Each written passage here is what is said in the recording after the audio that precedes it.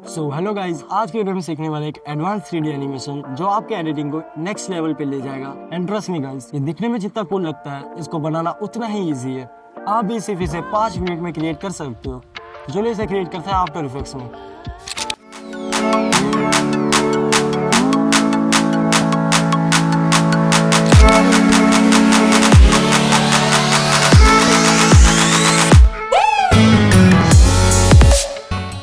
सबसे पहले after effects में हमें न्यू कॉम्पोजिशन ऐड करना है। फॉर एन एग्जांपल यहाँ पे मैं इसका नाम रखता हूँ 3D एंड कॉम्पोजिशन सेटिंग आप अपने हिसाब से सेट कर सकते हो। यहाँ पे मैं इसकी साइज रखूंगा 1920। अब यहाँ पे हमें न्यू ब्लैक सॉलिड ऐड करना है and new black solid add करने के बाद हमें रेक्टेंगल टूल की मदद से एक रेक्टेंगल शेप ऐड करना है। सॉरी, मास्किंग नहीं, इसको अनचेक करेंगे एंड एक रेक्टेंगल क्रिएट करेंगे। अब इसके एंकर पॉइंट को बीच में सेट करने के बाद हमें इसे कर देना है 3D और यहाँ पे मेक श्योर कंपोजिशन सेटिंग में जाके हमें ये 3D रेंडर में इसको सिनेमा 4D सिलेक्ट करना है। तो इसके बाद हमें जियोमेट्रिक ऑप्शन में आके इसकी वैल्यू को कर देनी है 300।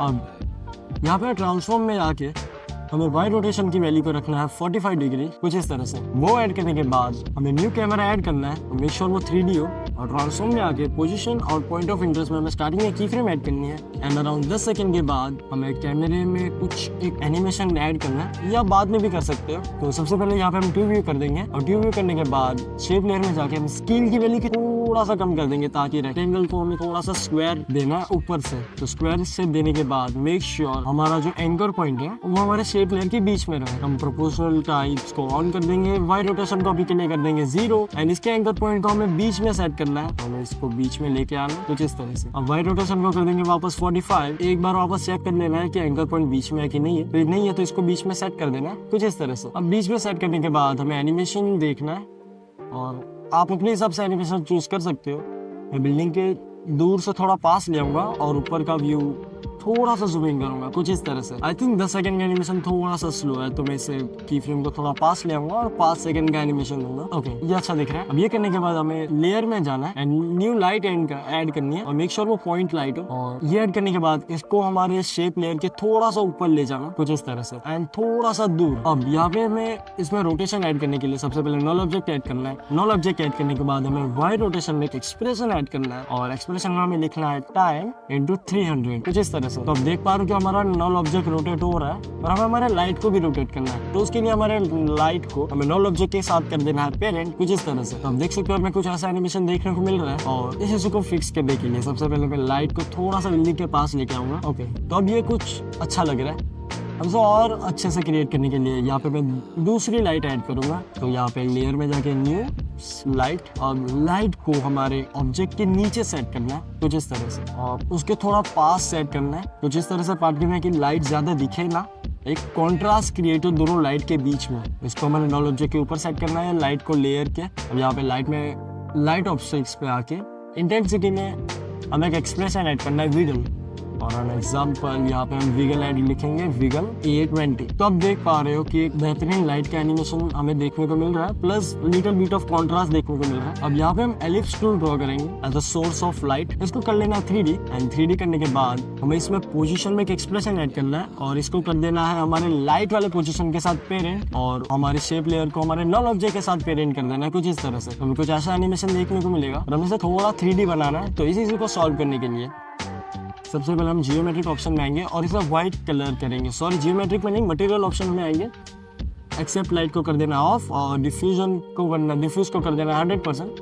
तो हमारा लाइट व्हाइट कलर का हो चुका है। अब लेयर को सिलेक्ट करके हमारे लेयर में आना है एंड यहाँ पे ट्रांसफॉर्म एंड ऑटो ओरिएंट में जाके ओरिएंट टूवर्ड्स कैमरा कर देना कुछ इस तरह से। अब यहाँ पे हमें वाई रोटेशन की वैल्यू को ऑलमोस्ट 0 कर देना ताकि हमें एक राउंड शेप देखने को मिले कुछ इस तरह से।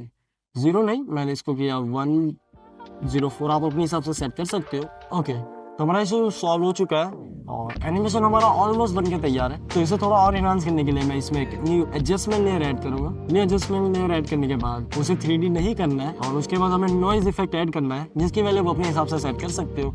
हम नॉइज इफेक्ट ऐड करने के बाद में इसमें पोस्चराइज इफेक्ट ऐड कर सकता हूँ। ये टोटली ऑप्शनल है, आप अपने एनिमेशन के अकॉर्डिंग इसको सेट कर सकते हो। जैसे कि पोस्चराइज इफेक्ट आई थिंक अच्छा नहीं लग रहा तो हम इसे डिलीट कर देंगे। नॉइज भी कम कर देंगे, पोस्चराइज को कर देंगे डिलीट तो बस इसमें थोड़ा सा और इन्हांसमेंट के लिए मैं इसमें ग्लो इफेक्ट ऐड कर रहा हूँ। और ग्लो में ग्लो रेडियस की वैल्यू मैं रखूँगा 450 एंड ग्लो को कर देना है डुप्लीकेट, कुछ इस तरह से। तो मेरा बेहतरीन एनिमेशन बन के तैयार है। पर यहाँ पे एक इशू है कि हमारा लाइट का सोर्स और लाइट के रिफ्लेक्शन के बीच में बहुत सारा ब्राइटनेस हमें देखने को मिल रहा है, आप देख पा रहे हैं। तो इसको सॉल्व करने के लिए हम हमारे लाइट को थोड़ा सा दूर ले जाएंगे। एलिप्स टूल की मदद से होगा नहीं, क्योंकि एलिप्स हमारा लाइट के साथ पेरेंट है। तो हमारे लाइट में जाना है और इसको मूव करना है कुछ इस तरह से। तो मैं इसको थोड़ा सा दूर ले जाऊंगा, ज़्यादा भी नहीं, बस थोड़ा सा, कि हमें एक कॉन्ट्रास्ट देखने को मिले, वो दोनों मैच ना हो कुछ इस तरह से। तो हमारा एनिमेशन ऑलमोस्ट बन के तैयार है। आप इसकी पोजीशन अपने हिसाब से सेट कर सकते हो। अब यहाँ पे फाइनल स्टेप में मैं यहाँ पे न्यू वाइट सॉलिड ऐड कर रहा हूँ और उसके कर देना है 3D एंड उसके अंदर में एक बहुत बेहतरीन इफेक्ट, मतलब बहुत खूबसूरत इफेक्ट ऐड करना है। CC ball action. CC ball action में आके स्कैटर की वैल्यू मैक्सिमम करनी है, हो सके उतनी, लाइक 900 से 1000 के बीच में आप उसकी वैल्यू सेट कर सकते हो। अब ग्रिड स्प्रेडिंग की वैल्यू मैं रखूँगा यहाँ पे कम ही रखनी है हमें, तो 2 इनफ है। तो यहाँ पे हमें कैमरे में पोजीशन दी है, तो हमारे बॉल एक्शन में भी हमें थोड़ा सा एनिमेशन देखने को मिलेगा। अब बॉल साइज को हम छोटा कर देंगे, क्योंकि मुझे ज़्यादा स्टार्स नहीं चाहिए, बहुत कम चाहिए। Okay, that's look good.